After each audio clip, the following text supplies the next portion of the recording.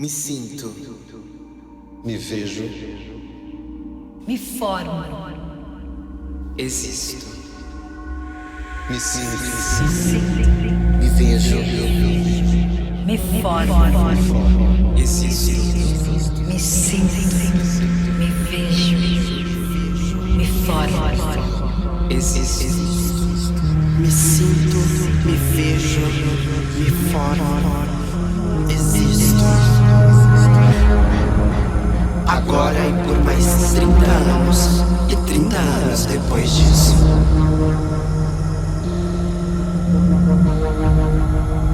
Me apresento e me represento como arte, carne, corpo e movimento.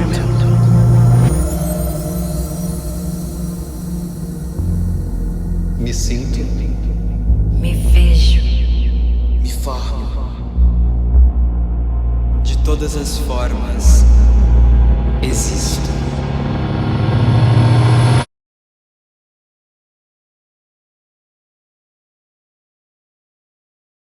Estamos aqui em mais um debate do Mix Lab SPCine, dentro da edição especial de 30 anos do Festival Mix Brasil. Bem, a gente vai ter uma convidada bem especial, vinda diretamente da França, Aurore Fabulat. Ela vai falar sobre várias obras imersivas e o tema em comum, Tornando virtual queer. Bem, agora a gente passa aqui para conversar com ela um pouco e, antes disso, também fazer uma introdução só falando sobre a Fabulat, que é a companhia que ela faz parte. So, salut, Aurore. Welcome. Yeah, thank you. Hello everyone. Thank you first very warmly for this invitation. Thank you André and all the Mix Brazil Festival team for making this happening. I want to thank as well the Embassy of France and particularly Mathieu Thibaudot, who was invited me with André for this event. So thank you very much. It's my first time here in Sao Paulo. I am very, very happy to be here and to discover the LGBTQ plus community of Sao Paulo. Also, I'm of course quite honored to be part of this special occasion, the 30th anniversary, so congratulations on this. So you already introduced myself. Of course I didn't understand everything, but that's what you did. I'm Aurore Quinzonzi. I'm a creative director juggling with different hats, let's put it this way. Hats such as commissioner, assistant of creation, and production. So these last few years, I've been mainly exploring the ever-evolving lens of new media art and immersive media, such as virtual reality, augmented reality, and extended realities. I live in France. I work in Paris, and I'm a queer black woman. For the moment we will spend together this afternoon, I wanted to go through my journey a bit, how I got to XR and new media, and to talk especially about two initiatives I've been part for these last few years, Fabula, this creative practice you introduced, and Octobre Numérique Fairmonde, a festival that is pretty new and that we've been organizing and curating since 2 years. And yeah, while doing this, I'm gonna go through my journey and present artists that I have encountered that have been very important to me somehow, and I'm gonna try to give you a sense of the ecosystem I'm evolving in within Fabula, and then I think we can just open the discussion with Anna and maybe respond to some questions, make it a bit more participative.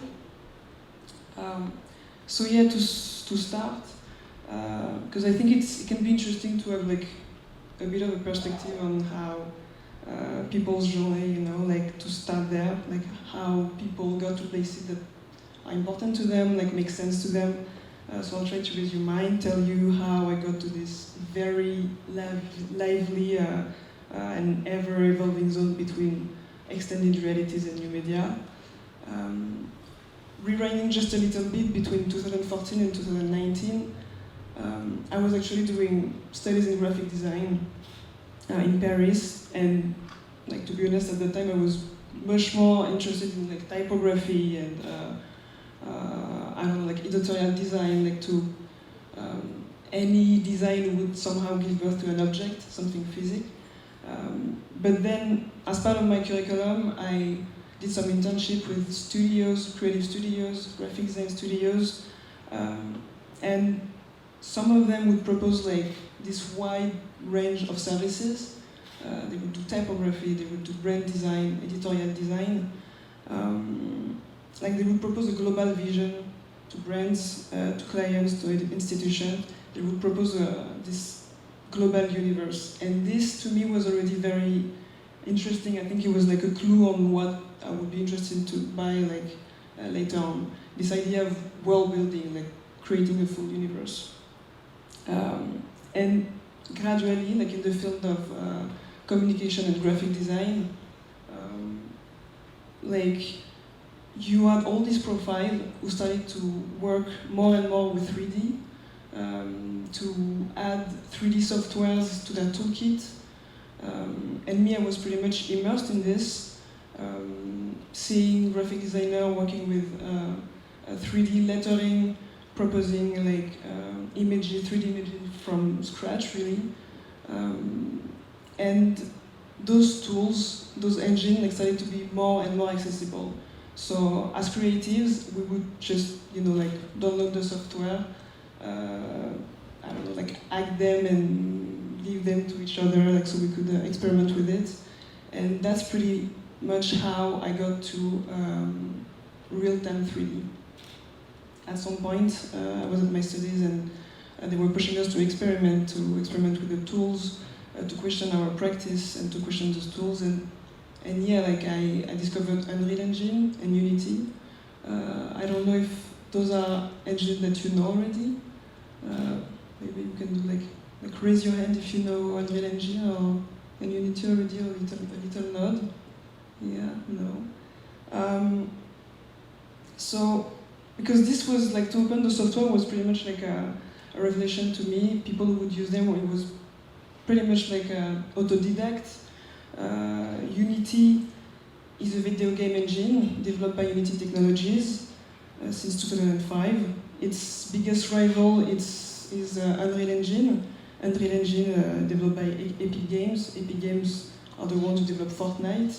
It's like this very popular video game that has been growing, having a huge community in these last few years. So this engine, you can use them to create 3-dimensional or 2-dimensional games, but you can also use them to create like interactive simulations and immersive experiences. So they have been like widely adopted by the industries outside video game, like architecture, movie, of course, but they also are very major in the XR industry, the development of XR industry. Like you will find specific toolkit in them, built-in, allowing creators to develop interactive and immersive experiences. So I discovered those tools and I was just like blown away by them. But what I needed also was a place where I could, I don't know, like question them. Of course, like have a better view, a wide range of like what was going on with those tools at that time. But yeah, also to meet people who would like question them politically, and that's pretty much at the time that I met Fabula. So you started to introduce Fabula. So it's a creative practice, engaging critically with contemporary art, the gaming medium, and extended reality, like as in XR. It's really a practice evolving at the crossroad of this field. And again, yeah, just to like define a bit Fabula. And what struck me when I came across Fabula is the practice that I met Fabien Souvi, is its political positioning. the roots of this entity. So Fabien Sufi, who created Fabula, he used to be an executive at large major video game companies such as Activision, Blizzard, Electronic Arts, Take-Two, Rockstar Game, between other things. And he has helped launch major community-based online games such as World of Warcraft or FIFA and GTA Online. And after exploring video games and online communities for like 20 years, he decided to devote himself to the arts and culture sector, and specifically to focus on giving a voice and a platform to artists, experimenting with immersive and interactive technologies, such as XR. Specifically, the idea was that in the end of artists, of thinkers, of researchers, immersive, interactive virtual worlds and experience could really help translate radical political thoughts into multi-sensory experiences, like then be portals somehow, moments of great like transformative power. When he founded Fabula, like he was very inspired by contemporary thinkers such as Donna Haraway.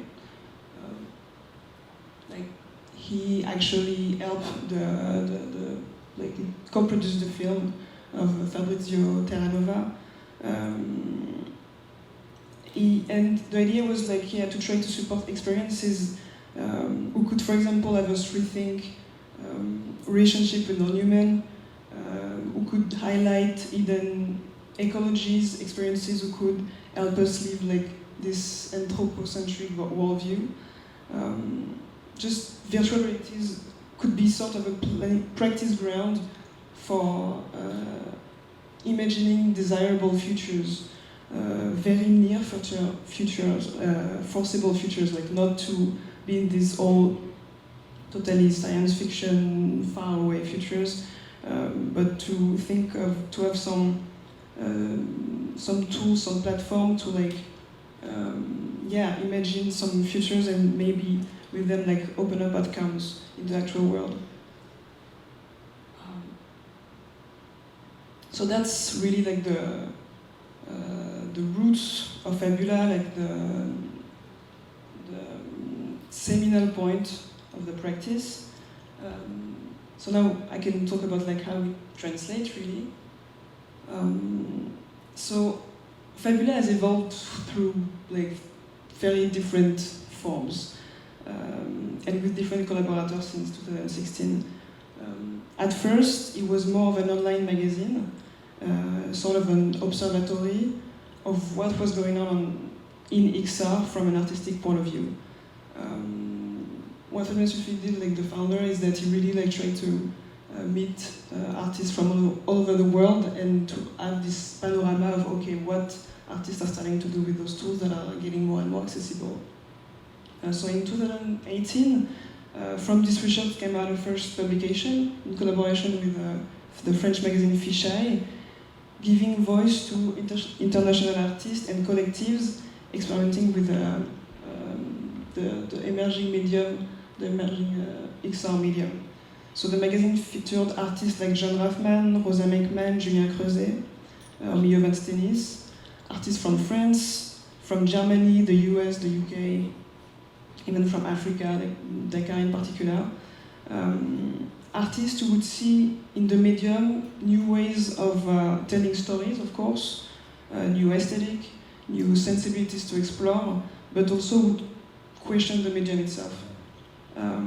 So at that moment, this panorama of artist creator using XR was showing something quite new, quite emerging, which is alternative usaging for the medium, was in parallel with very much used and invested in by big industry.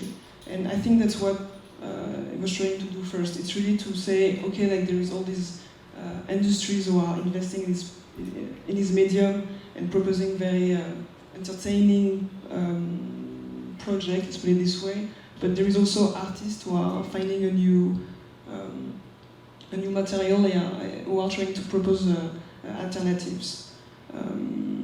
So, yeah, like you had an article about a VR piece by Rosa Beckman on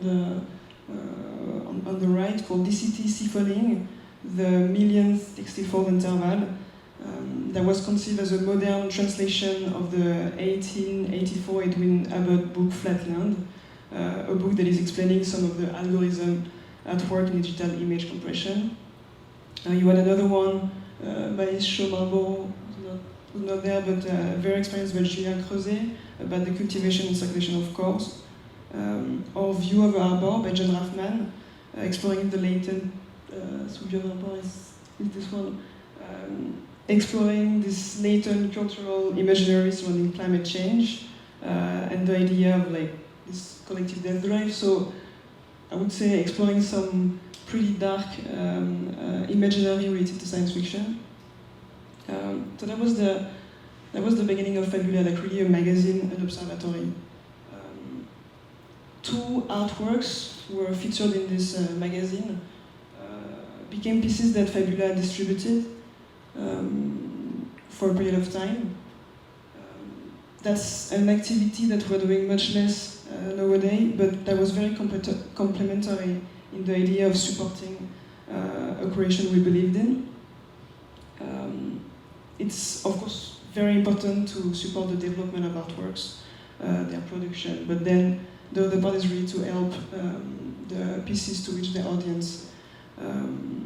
Like today we focus more on organizing exhibition, and I will talk about this a bit later, and cultural events, but before we used to propose to artists to represent their work and try to accompany them the best we could, like take charge of the distribution. So this is a piece by Marshmallow as a Fist called Trigger. It's, I think, the first artist Fabula started to work with in this for representation. It's a collective that is known globally for their installation exploring hidden natural perspectives, perspectives that are inaccessible to the human senses, but that basically surround us. So one of their first pieces, In the Eyes of the Animal, is an artistic interpretation, an immersion into the sensory world of 4 common animal species: the mosquito, the butterfly, the frog, and the hole. So in VR, you step inside the bodies of these creatures and you see the forest through their eyes. I think we have a video for it. Maybe if we can...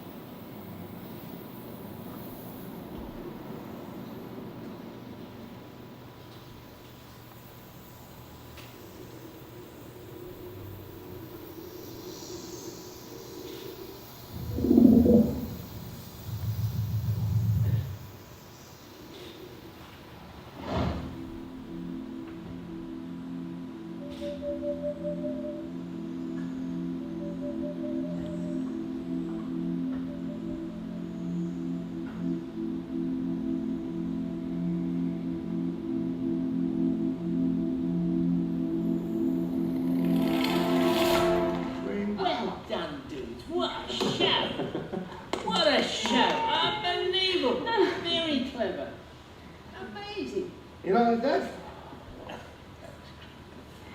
Fantastic. Really good. And the sound with it as well. And the thumping on your pack.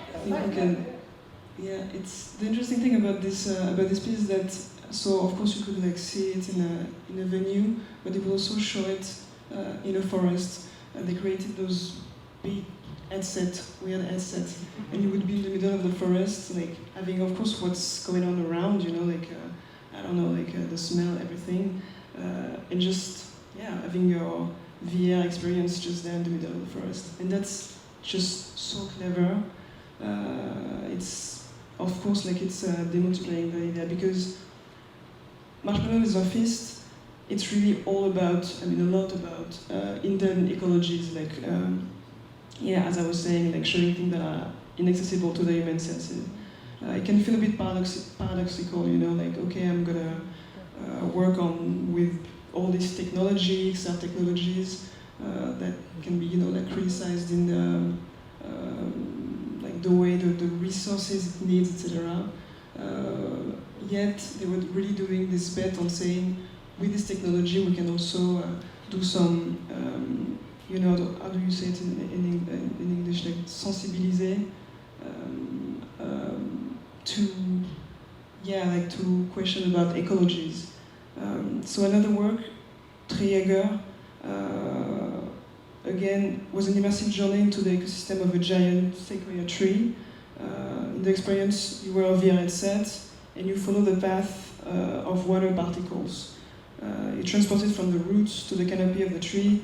You are immersed in this like immersive flow of water and energy. I think there is a video as well, a short one again, just to.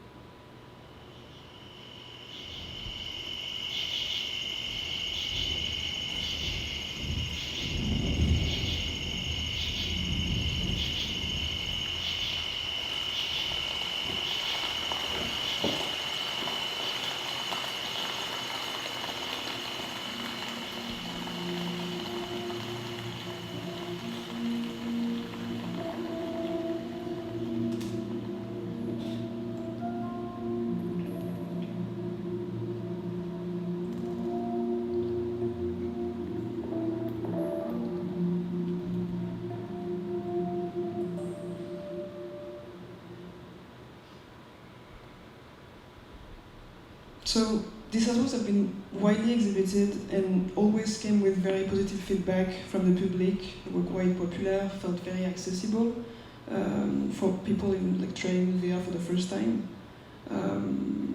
For us, the main interest was that they were connecting these two subjects, technologies and nature. Like they would give answer to the question how extended realities can address ecological awareness.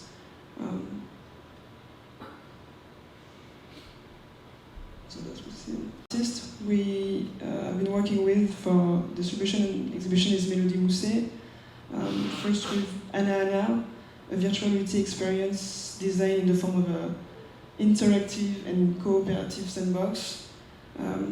In Anna, you evolve freely in a sandy, surreal island, and you have the ability to create hands, an infinite number of arms with hands of different sizes, of different size, skin color. And at some point, when you feel more and more comfortable in this environment, you just start creating this unexpected construction, like a sculpture of ants, and you participate in the building, in the development of the environment. Each time the work is presented in a venue, every arm created during the period of time of exhibition is conserved, is kept, and the world gets more and more full of these strange hand sculptures. Each visitor leaves a trace behind, and something. Each visitor adds something in the virtual environment, like somehow cooperates in its construction. And the piece is very appealing in this sense. Also because it's very easy to. For me, it's one of the, I don't know, like the most attractive VR piece I've seen. In the way it's constructed, like it's easy, very easy. Like once you know how to play with it, and then like you have this environment that always would be the same in every exhibition. And we have a little teaser as well for this one.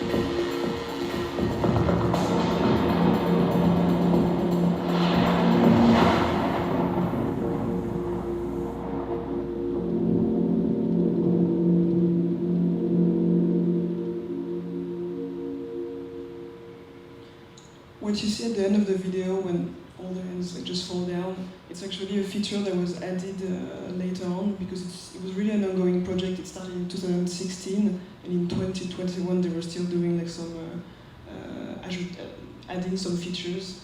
And so what you see at the end is a ritual. You're supposed to meet online or in the same venue in the world. You're supposed to connect to do like a different action, so the lightning will fall in the world and make all the hands fall down. Like when you start using video games, like you feel like you create your little world with rules, you know, like you create each component of the world. So of course there is this critique of like playing God a little bit. So to have a game where the artist actually invites visitors to co-create, it's kind of interfering with this idea in a very playful way. So in 2020, we decided to support the initiative DIMODA, conceived by artist and creative technologist Alfredo Salazar-Caro and William Robertson. DIMODA stands for Digital Museum of Digital Art.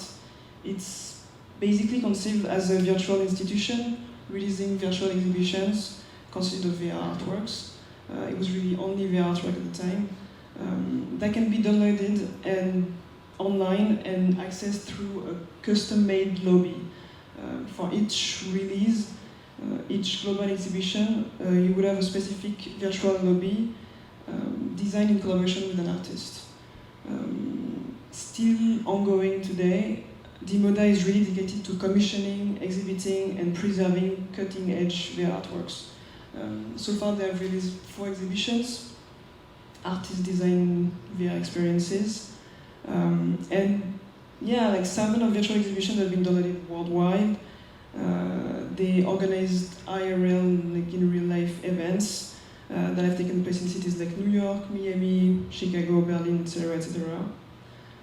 And in the 3.0, like the 3rd edition, titled New Talismans, the edition was exploring the experience and embodiment of computer witchcraft, to take the word of the collective, in the post-internet age. So, as they were saying, each artist for this edition used digital technology as magic tools to create their immersive environments. They were talking about ancient Chinese being awakened with 3D scans, magic circles in Abbot and Casino opened, disembodied voices recite poetry deep in an ancient forest. So among others, it featured artworks by Iranian artist Moesh Nalayari called She Who Sees the Unknown. The artist actually used 3D modeling, 3D scanning, and 3D printing, and storytelling as well, like to recreate monstrous queer figures of Middle Eastern origin. She was using like traditional myth, taking them and associating with them. Like she explored, those myths were exploring, of course, colonialism, patriarchism, and environmental degradation.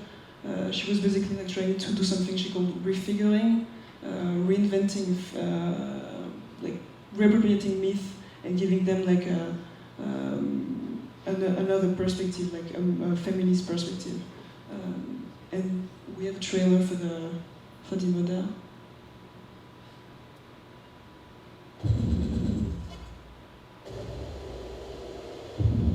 Welcome to DIMODA.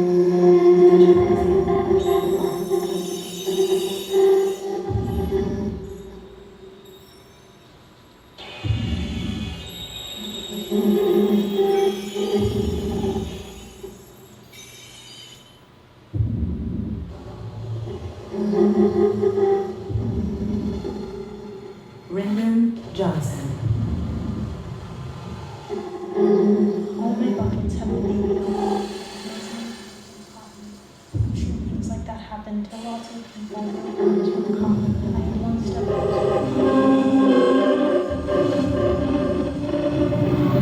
Paul Hurst.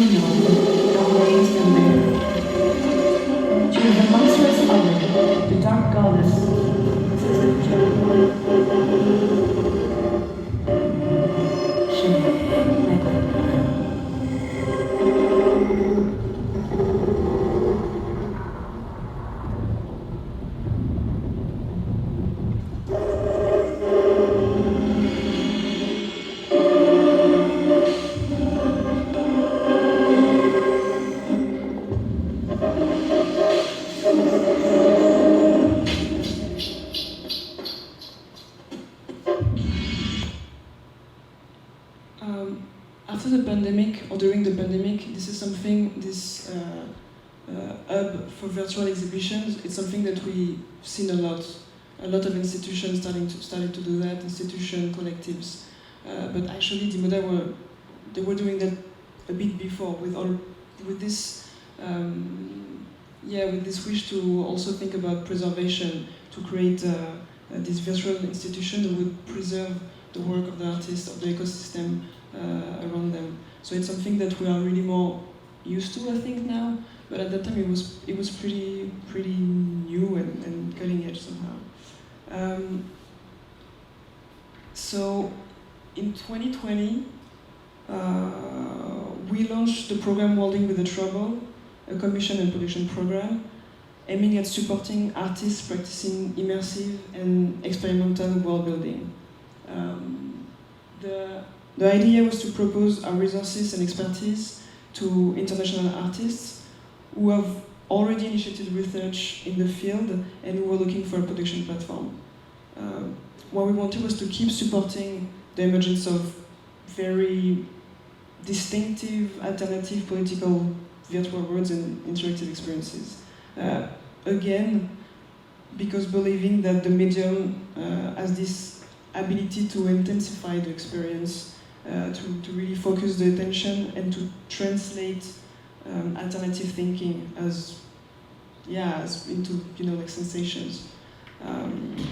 It was also a way to say the entertainment industry is investing a lot in this. What we can do to make sure that there is alternative voices, marginalized voices that are giving space to. And so one of the pieces we supported was a piece by artist Rendon Jensen. So far we have supported 2 projects. Rendon Jensen is a black trans-American artist, he's a poet, he's a writer, he's a multimedia artist, who first approached us with a story that happened to him on a plane to New York. So the poem was about an encounter with a stranger in a plane, and they sat next to each other and just somehow knew they liked each other. They didn't need to talk so much, they just sit next to each other. It was a long plane where we were supposed to sleep. And so they had this intimacy moment, just sleeping next to each other, just having a gentle contact, a moment, with these other people. And then the plane landed, and they just separated without really further talk. And so this short story was about intimacy and trust, questioning how this arises, trust and intimacy. And it gave birth to a VR experience named May the Moon Meet Us Apart, May the Sun Meet Us Together, in which you encounter a series of fictional creatures from the ocean named beasts. And so in the experience you find yourself in the middle of an ocean, without a body, just floating in this gentle, placid sea. And slowly you have those beasts, orby, gelatinous creatures who get close to you. They multiply, they start to rub against each other for a moment of time, and then they separate again. They just dissipate and they disappear. About the piece, Rendon says, the fluidity of the beast, of their meeting, of their nameless full-body emotions, speak directly to the necessary entangling I believe is crucial to live within our multivalent, ever-changing planet to maintain a presence and openness. With this piece, with the poem, Rendon investigates empathy and desire. It makes us rethink our relationship with our fellow human. But not only, it's also it really transported this to human and non-human relationship. How can we imagine some kind of post-human empathy, an evolution that would be far away from the need of a lot of technical devices, an evolution that would be more about the development of the senses. May the Moon is currently exhibited at the Julia Stationery Collection in Düsseldorf, if you ever pass there, until December 2023.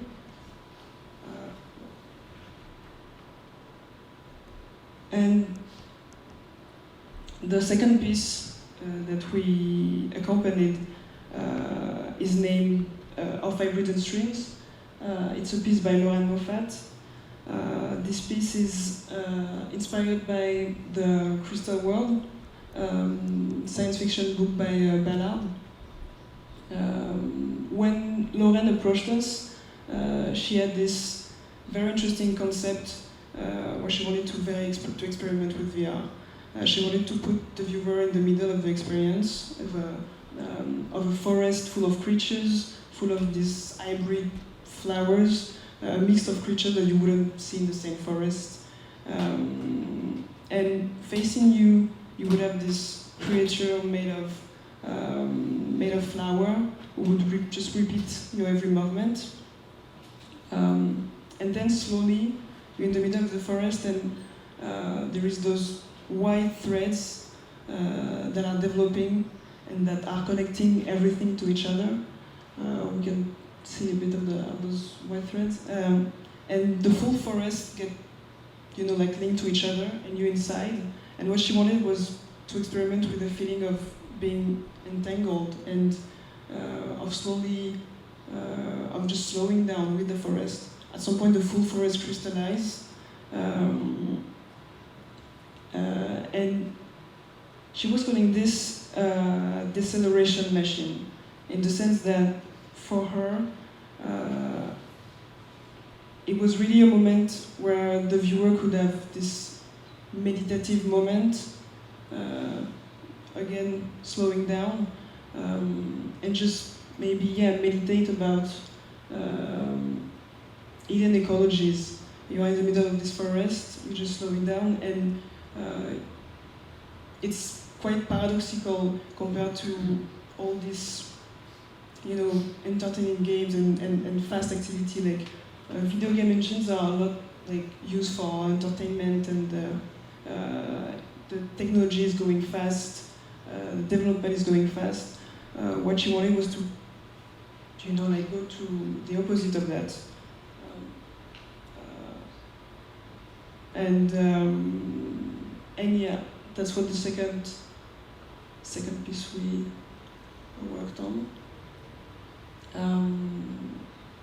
So in Fabula, I've been invited to curate different festivals, to be associative curator for different events, cultural events.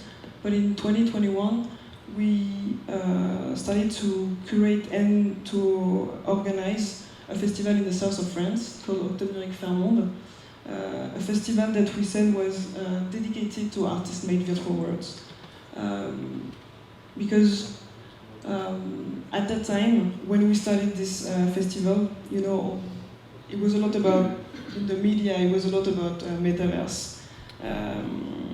So the festival wanted to be at the crossroads of art and video games, and to try to explore alternative to dystopian vision and the so-called metaverse, and give platform to more inclusive, participative virtual spaces and experiences.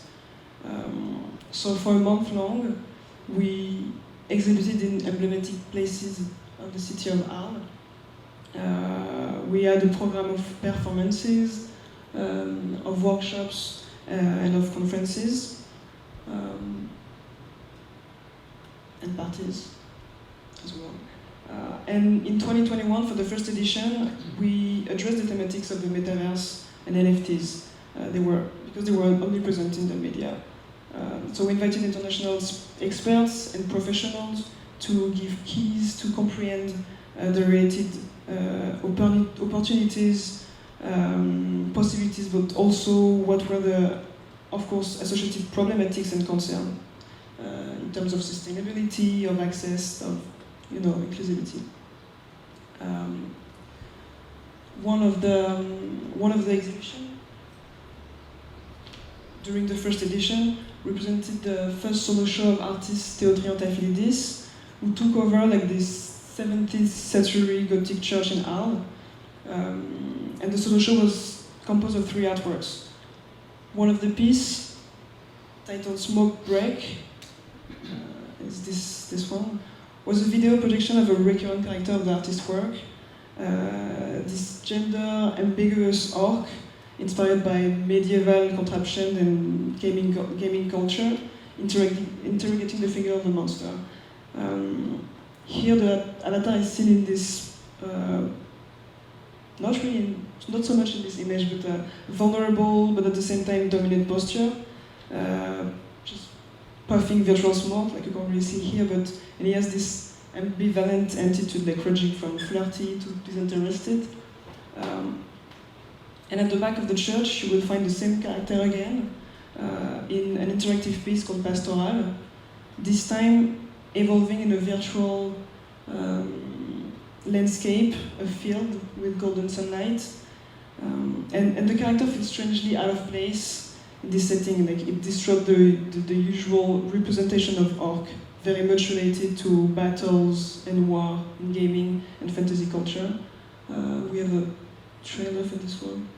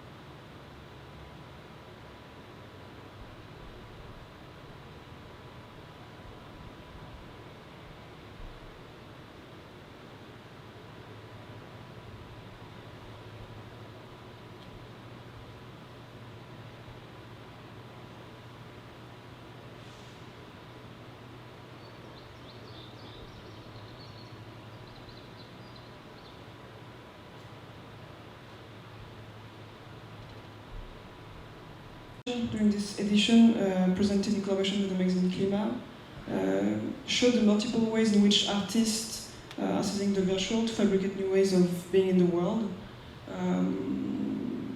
The exhibition juggled with the idea of like an uncertain future where speculative realism and hybrid ecology were mixed, again in a variety of formats, games, VR, projection, audio. Among the pieces exhibited, you had Bluebot from artist Julia Essian. Bluebot depicts a matriarchal, femme-centric future in which female characters have created an artificial intelligence on which they depend to reproduce and which they use to entertain themselves. Like this technology takes the form of this childish blue doll, emotionally intelligent robot, which reminds as much of like a regressive toy than a cyber-feminist avatar. Another piece we exhibited is Supreme, by a duo Xeno Angel consisting of Marija Abramovic and Sam Tweedle. So Supreme is an oniric universe home to a number of non-human creatures created by the duo.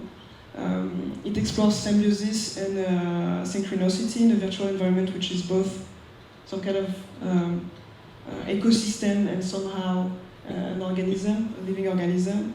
That's really what interested these two artists, to create these autonomous worlds using synthesis of 3D animation, AI, adapted from video game engine. The creatures of Supreme are trying to synchronize. We have a trailer for this, I think.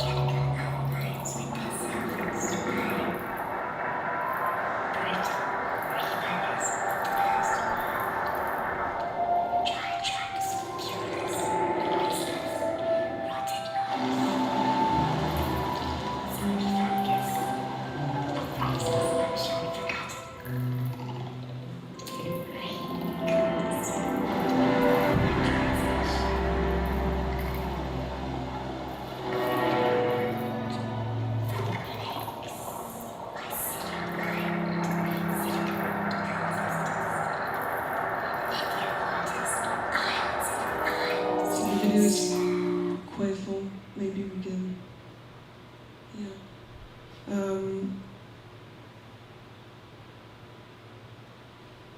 Another piece presented was Horizon by collective the Institute of Queer Ecology.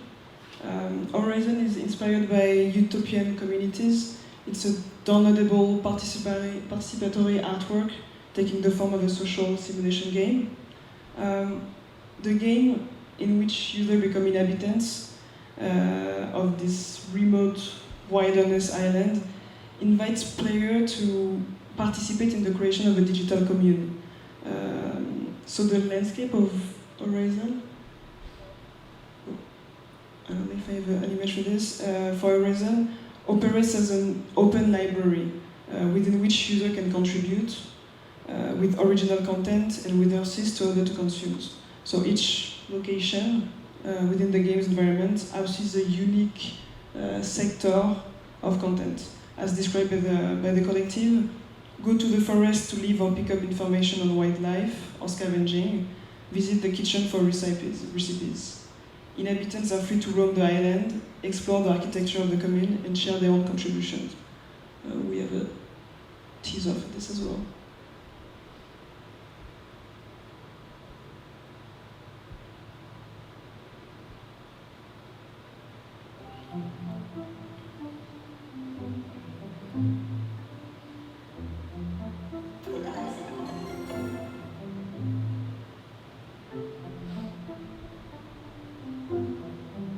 Welcome to Horizon, Habitat 1, Regenerative, Interconnected Zone of Nurture, an artwork by the Institute of Queer Ecology taking form as a digital commune. The multiplayer, 3D rendered virtual space considers queer geography in relation to the future of land use. The primary activity performed in Horizon is the sharing of knowledge as a political gesture, a communal project to imagine an interdependent future for mutual benefit. This is how you upload your content for other people to consume. This is done through the direct uploading of artwork, such as images, texts, videos, audio files, and other media into the networked game. In the forest, Lucy Gleek has shared a lithograph of vultures.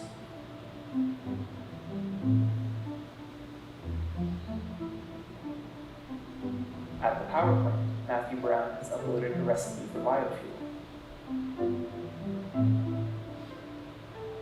In the kitchen, Allison Church offers us a cookbook based on Pennsylvania's native plants.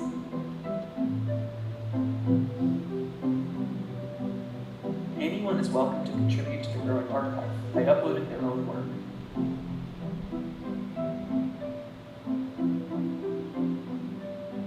On some occasions, the stage in Horizon becomes the space for live activations as we stream artist talks, performances, concerts, and workshops into the digital world.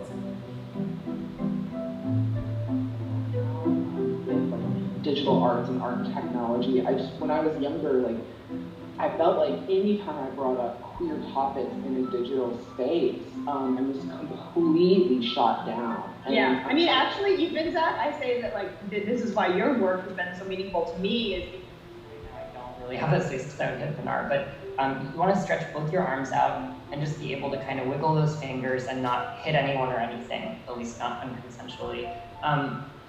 And so this practice, which we'll guide you through in a moment, it has dual functions. It's really grounding to our nervous systems. Querying the map. So maybe we can go now.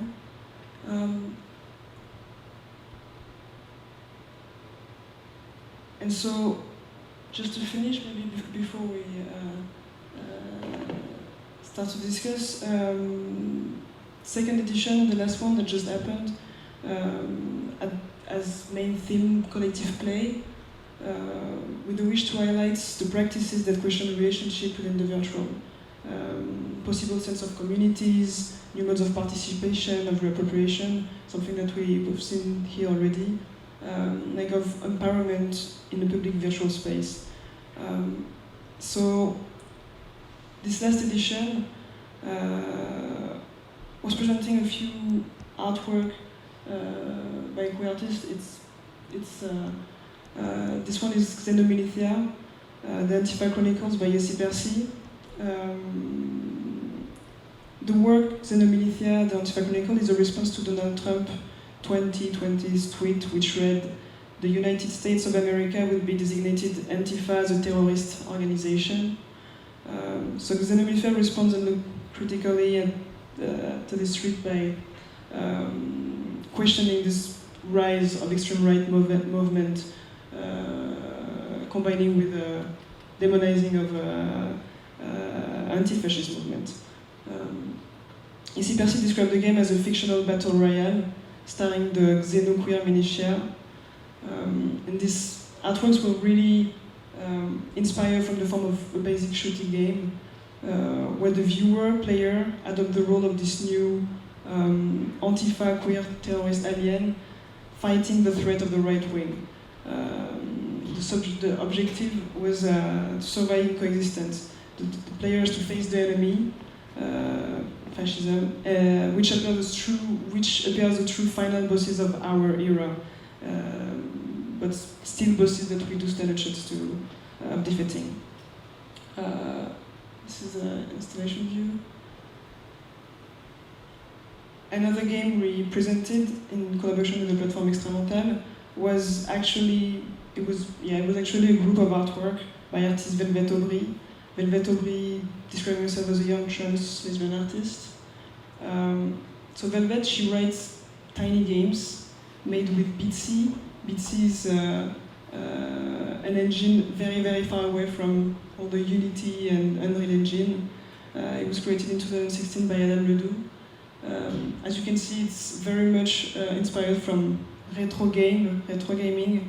And with these tiny little games, Velvet infuses.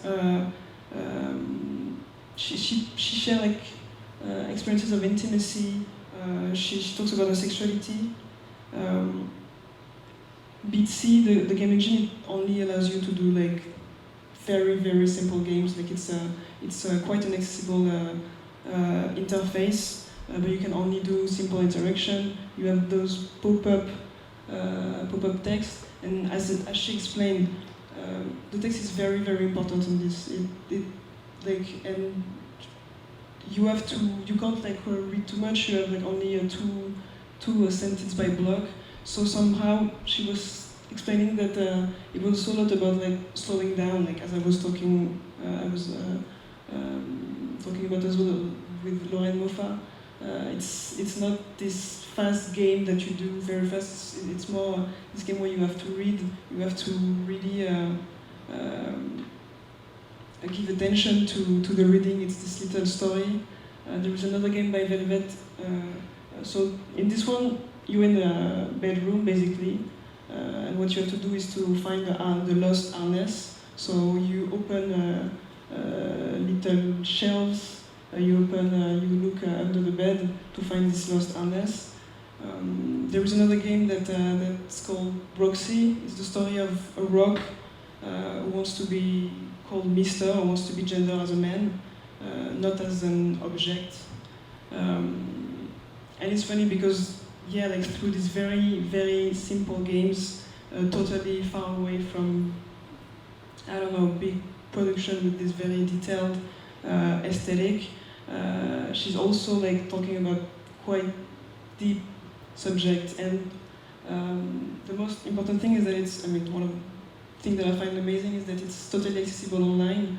The game that she's producing, you can find them online, and so it's a lot about accessibility. She's sharing something very intimate. Of course, somehow LGBTQ+ community can feel close to this and will be touched by this, but everyone can find those games online. And so that was some highlights of what happened with Fabula between 2016 and 2020. Maybe we can try to talk now. Yeah, but we can. Maybe those ones will come in the conversation, or maybe keep them for specific examples. Well, we open for the audience. Congrats. It's wonderful, the connection between all the projects and your artistic point of view to connect them.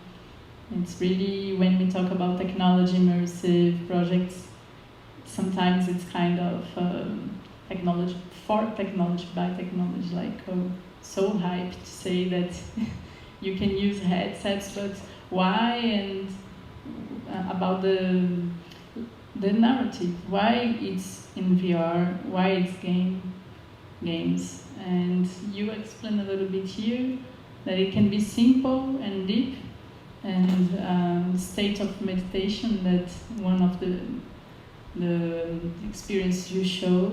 And here, just to remind, we are at Mix Festival, so here we are talking about different ways of existing, and the freedom to be anything. Here, like on a metaverse or XR, we can feel like that stuff about environment that everybody say about empathy all the time.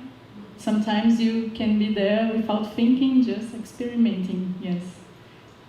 So how do you connect, and how do you invite these artists? How could you find these people? So I must say that it was so again, Fabien Sufi, the founder of Fabula, it was really like all this first phase in 2016 when he started Fabula.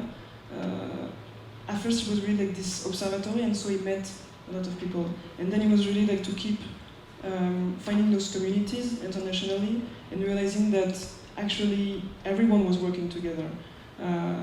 Maybe that somehow it feels like there is a lot of artists doing this, but not so much. And you realize that it's always little communities, and that they all collaborating with each other, and because one is going to have a specific talent, is going to know something specifically well, and so it's going to be known for that, and it's going to work with someone else. So it's like you start to meet someone, you're going to meet someone else, and also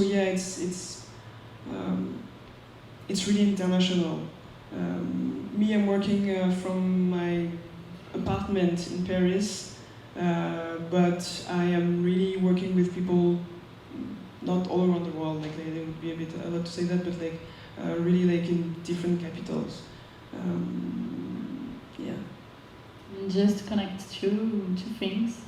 About the theme, about queer culture, how to make it queer, as we know. Maybe some people here can explain better, but it means like weird, something that's not normal, not common.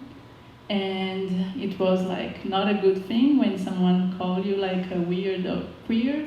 Then the community just changed it, as many moments, as a reply for people, like, oh, you're not going to say that it's bad.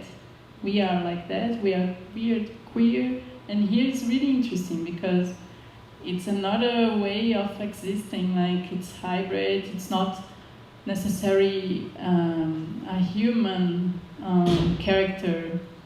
And just to introduce a little bit about the queer culture, in this way of designing characters and to make a script, to connect the projects for a creatorship.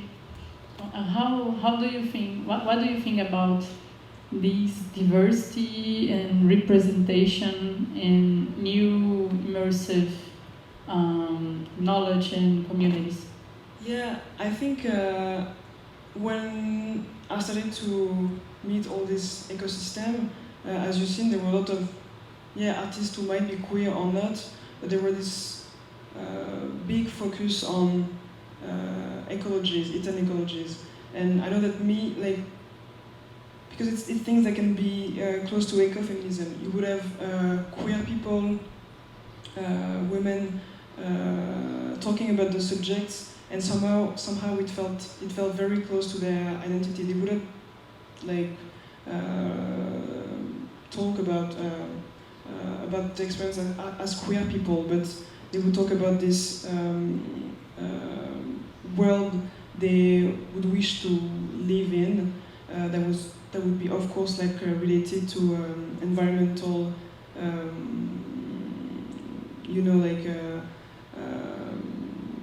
wishes. I mean, and in this world, I would wish it was also about having something more inclusive. Like somehow it's everything is related.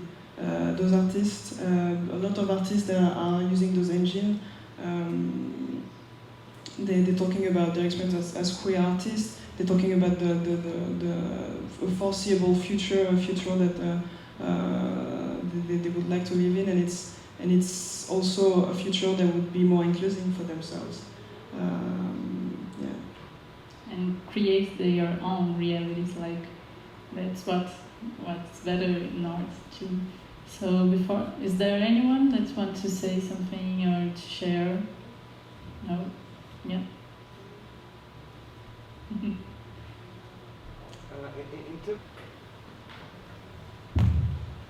I was just wondering, in terms of technology, the choices you do when you commission a work or you choose an artist, if it's based on the technologies they work, or if you choose either like very new advanced technology or someone like you should, or how do you select the works you present or represent? So yeah, like at the beginning of Fabula, it was very centered on VR, and of course we realized that VR is really it needs like sometimes big production. We had a lot of artists who would really experiment with it and be makers and like know how to propose a piece, being like, I don't know, like 3 collaborators to do this piece. But you can have something very, like almost luxury and not so accessible, even to distribute. Like you show it in a venue, you have to have mediators to accompany the people, etc., etc. So, and I think that for us, like at the beginning, the focus was really VR, but years after years, like meeting this community, we realized that actually it was not so much of the medium, the way that artists want to show, but what was coming before, like the world building behind. And it's true that I finished on playing Beats, this retro game using Beatsy, because for me it was quite, I started being a student and being like, oh wow, those game engines are incredible, you can do so many things, you can do things that are so realistic. But then you know that it needs a lot of resources and it's not that accessible. So I think that step by step, we just wanted to wider the medium and the approach and really come back to the process and to the meaning of it and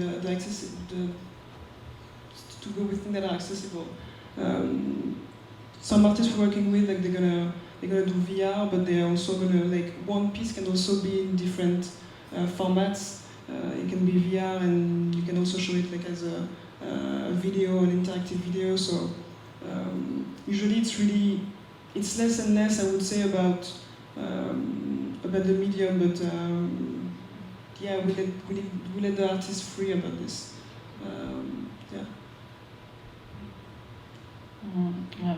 We don't have a long time, just a few minutes, sorry.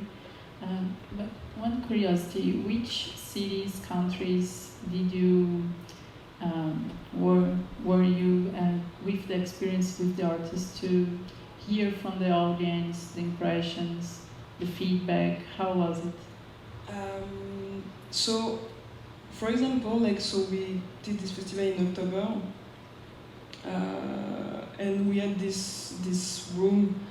What we wanted to do is like this video game arcade, like to kind of get inspired by this, to have something very free and easy to access. But we realized that it's not always so easy to be facing those type of artworks. It needs mediation, really. Of course, like some younger audience are going to be very comfortable with the mediums, with the interactivity. it was funny because I spent like just one day looking around like how people would react to the things, and you would see, yeah, like very young kids like taking the gamepad, putting the headset right away, being very like, oh yeah, I'm gonna try this, I'm gonna try that. Like I know the things, and you would see other audience who would, you know, look around, be less comfortable with, you know, like trying the thing. So yeah, it's. I think there is very much different feedbacks, and there is different ways of accompanying the artworks depending on the audience. Like you really need to have